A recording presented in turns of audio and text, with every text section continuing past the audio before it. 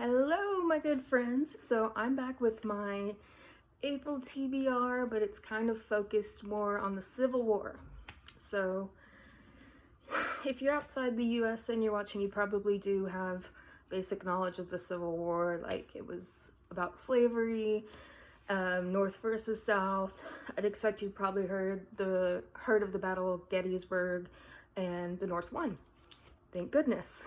So these are all books based on the Civil War that I'm going to share you. Some are nonfiction, some are fiction, and I just got them from the library. Some of them I do own, but on April 12th of this year, my guinea pigs are fighting.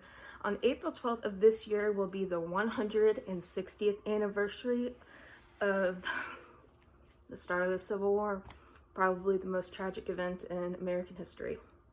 So I'm going to go ahead and start. These are just, I'm going to start with fiction because I know most of my readers do, or most of my viewers do like fiction.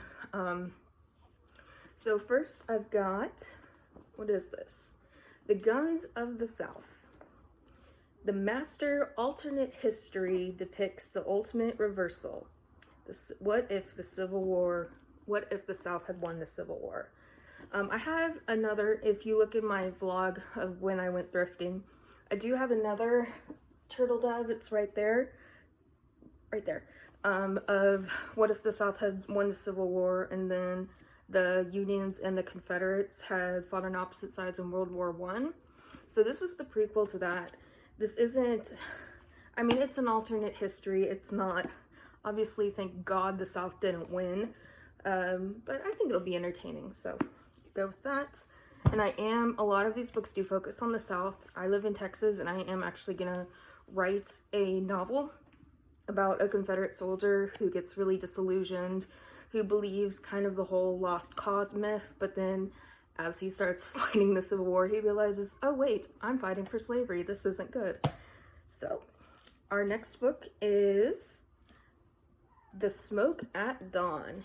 And this is by Jeff Shara. Let's quickly. New York Times best-selling author returns to the Civil War terrain he knows so well with the latest novel. Oh, it's a series. A series that started with A Blaze of Glory. Smoke at Dawn, the last great push of the Army of the Cumberland, sets the stage for this divisive confrontation at Chattanooga. Okay, so this is summer of 1863, right after Vicksburg. I've been to Vicksburg. Okay. So yeah, this is part of a series. I did not realize that. But I'll see if it can work as a standalone, and I'll try to read this. If not, I'll go back to the library and get the first two. This one you've probably heard of, Cold Mountain. It was a 2006 movie starring Jude Law, Nicole Kidman, and Renee Zellweger did win an Oscar for it. I've seen the movie Cold Mountain.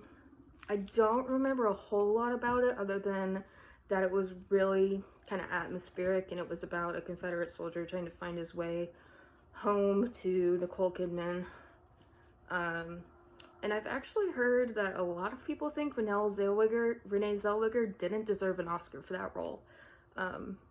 So yeah, so I'm going to read Cold Mountain. I think this did win a Pulitzer Prize too. This is award winner. I think this did win a Pulitzer Prize. Cold Mountain is an extraordinary novel. Boys!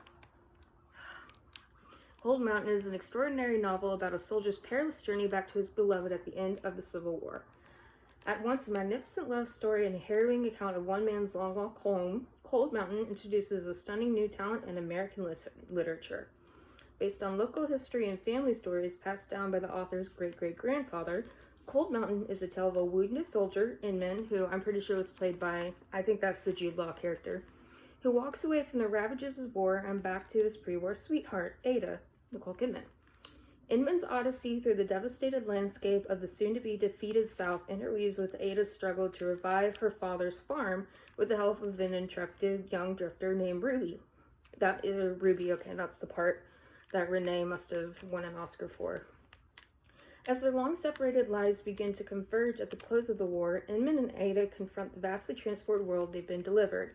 Charles Frazier reveals marked insight into the man's relationship with the land and the dangers of solitude.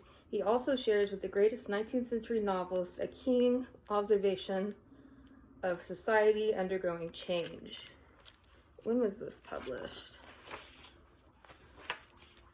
This 1997. Cool. Not that old. Okay, and this next book is really big on YouTube. It's The Underground Railroad. It was part of Oprah's book club. This won a National Book Award, and so it does fit in one of the prompts of my 52 book challenge. This also does too, because I'm supposed to read an alternate history, but I had planned to read the World War I novel, but I'm going to read this one first. This one. And this fits because I was supposed to read a National Book Award winner, and like I said, I will link the prompts for the 52 book challenge for 2021 in the description below. Okay, so the Underground Railroad, what I know about this is basically, it's, again, an alternate history, but it's like the Underground Railroad was an actual railroad underground. So Cora is a slave on a cotton plantation in Georgia. Life is hell for all the slaves.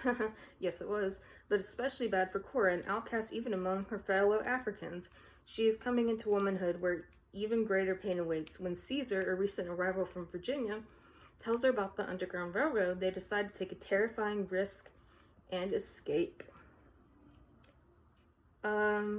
Like the protagonist of Gulliver's Travels, Cora encounters different worlds at each stage of her journey.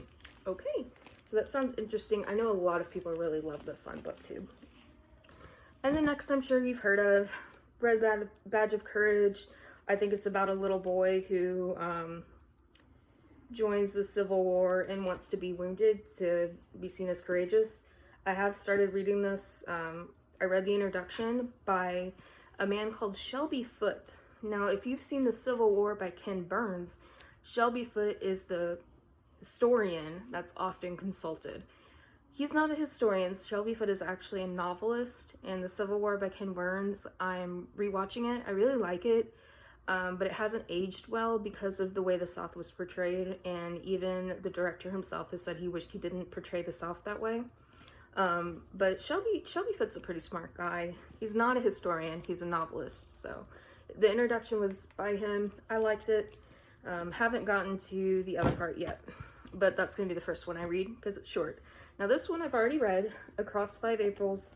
It's about a little boy in southern Illinois who's 9 at the start of the war and 13 at the end. It's really dated in its writing. It reads like it was written in the 1960s, which it was. It's a middle grade book. I read it for school in 8th grade. Loved it then. It didn't really hold up, but it's not that I'm not going to recommend it. It's just, if you're looking to write middle grade books, don't go off this one because this is so dated, just in its prose. So yeah, I mean, I'm glad I bought this and I reread it again. But I think I'm gonna give this to the Goodwill once I do my, maybe not, I don't know, but I gotta figure out what I'm gonna do with that. Okay, this one I've been planning for a while. It's called Widow of the South, and it's about a Civil War widow, Southern widow, who cares for the graves of Confederate soldiers outside Fredericksburg, which was a pretty big battle. So I myself am a descendant of a Confederate soldier, and as someone who would have been seen as a degenerate back then, it's pretty hard to, I was gonna say reconcile, but I haven't reconciled. I probably never will. So we'll see what I feel about this one. I'm planning on doing a reading vlog for it one weekend, and this does fit one of the prompts too. It's got a blurb from a favorite, or from a famous author on the cover. Tracy Chevalier, author of Girl with a Pearl Earring, says, extraordinary, heartbreaking, a moving and magnificent novel. Okay, last in the fiction section is the one I'm most excited about, Andersonville. So this is about the Confederate prison. I say Confederate because the Union it was run by the Confederates, and the Union soldiers who were imprisoned here. Now, this did win a Pulitzer Prize. It fits the prompt of a dead author for the 52 book challenge, and I don't know a whole lot about it except that it's about the prison. And if you look up images of the Union soldiers after being at Anderson prison, I mean, they look like Auschwitz victims. So this is probably going to be pretty rough to read, but I'm looking forward to it. Okay, so that ends the fiction novels. So we're going to get to history, and I only have biographies because I'm trying to read more biographies. I've never read a biography, even though I have two. I have Alexander Hamilton and John Adams. And I almost got Grant, Ulysses S. Grant. It's by the same guy who wrote Alexander Hamilton, but it was huge and I didn't want to carry it out of the library, so I just didn't get it. Okay, so the first one, Rebel Yell. This is about Stonewall Jackson. So this will be interesting. Yeah, just about the Confederate general, a biography, and pretty straightforward. I'll see what I think about it. Yeah, just the South. I don't like the South, obviously. And then this one is about Sherman, William Tecumseh Sherman. So he, you've probably heard of the March to the Sea, where him and his guys went and just annihilated the state of Georgia. So yeah, this will be interesting. It doesn't look like this one has been read. Look how beat up this one is compared to this. That's pretty interesting. And then the last one here is called Gray Fox. I got it in my in my thrift haul. I took the dust jacket off because it had a Confederate flag on it and I didn't want to look at it. Now, this is about Robert E. Lee. Robert E. Lee, where I come from, is just a freaking hero.